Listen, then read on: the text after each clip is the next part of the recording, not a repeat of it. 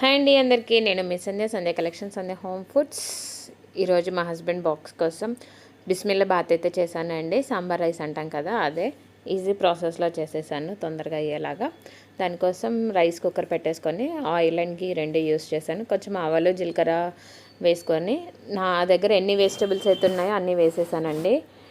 ములక్కాడ, carrot, onion, tomato, బెండకాయ, వంకాయ అన్నీ వేసి మంచిగా ఫ్రై చేసుకున్నాక కొంచెం పసుపు, అల్లం వెల్లుల్లి పేస్ట్ రెండు వేసి కలిపాక ఉప్పు, కారం, సాంబార్ పౌడర్ అన్నీ వేసి మిక్స్ చేసుకున్నాక ఒక 2 మినిట్స్ ఆపేసి కొంచెం హీట్ అయ్యాక బాగా మెత్తబడ్డాక ముందుగా నానబెట్టి రసం తీసి పెట్టుకున్న చింతపండు రసాన్ని కూడా వేసేసుకున్నాను. రైస్ను పప్పు ఒకేసారి నానబెట్టేసానండి, అది కూడా వేసేసి విజిల్ పెట్టేసుకున్నాను.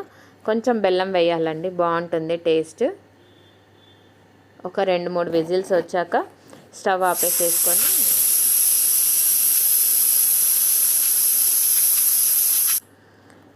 స్టవ్ ఆఫ్ చేసుకొని విజిల్ పోయాక ఒకసారి కలిపేసుకుంటే